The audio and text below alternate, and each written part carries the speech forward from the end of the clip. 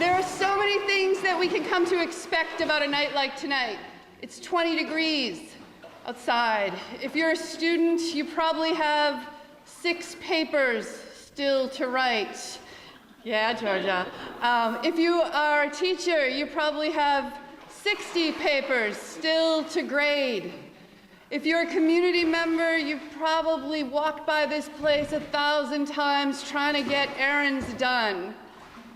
But tonight, it's all a little bit different, because we found this little pocket, this little improbable place that we never thought you'd be here on a Wednesday night in a swimming pool listening to poetry, watching little kids float back and forth. So when I think of poetry, I think of it as these wonderful little puddles, these little bowls of water that take me to a new place. And so I'm so happy that you can join me here tonight.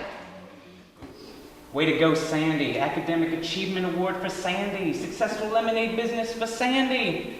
I always loathed Sandy because she too came from a family of swimmers, but she was really good. I was always the little buoy of swim class, rotund and ever floating. All you ever needed to do was look for the little sonar blip with love handles and you found me. But Sandy, she was an underwater gazelle.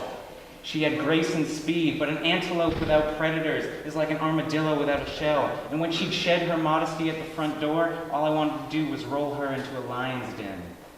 So one especially boring day, I concocted a scheme, a naturally selective scenario that would weed out the wicked and slap Sandy in her little swimming cap. I'd do a stunt so stupendously stupid, it would demand some sort of swift population control, turning me from the deep-sea blip I was into a deep-sea rhinoceros. In one dazzling display, I called it the Ramby Flip. You are taking swimming lessons at the Sterling Center YMCA. I pitched forward on the aluminum bleacher to witness these semifinals of scoop paddle, the nationals of floating. Your shoulder straps ride side saddle and your hair sasses me back already. Still now, it is impossible for you to be an A&P queen, a bathing suit girl, because you fought.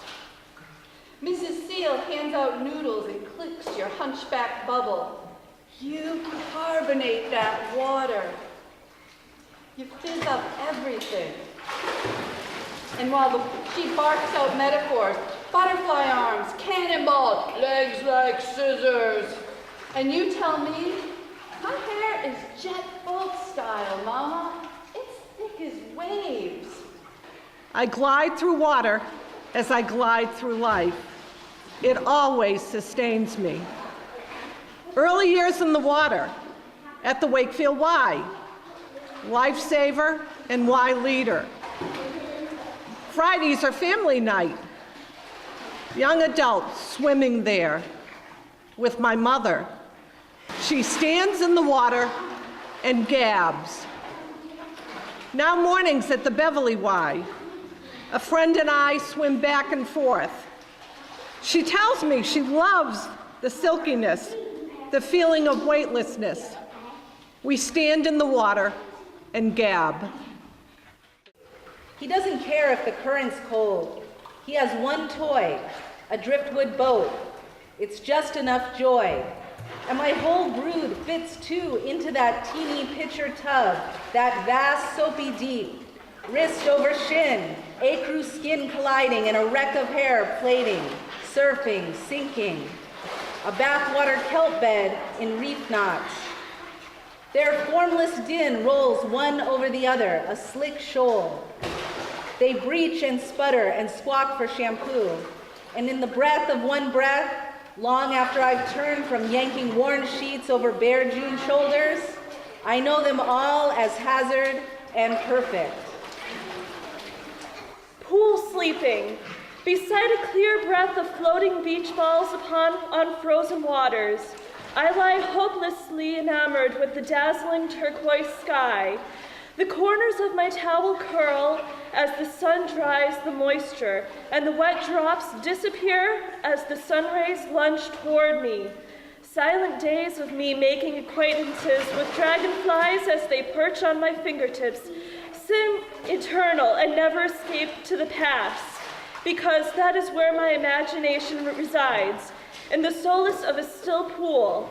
My heartbeats do not even rupture the surface of balanced waters that reflect the sky. This moment and forever is blissful that I drift into sleep, that time never seems to announce itself, and it keeps me at peace.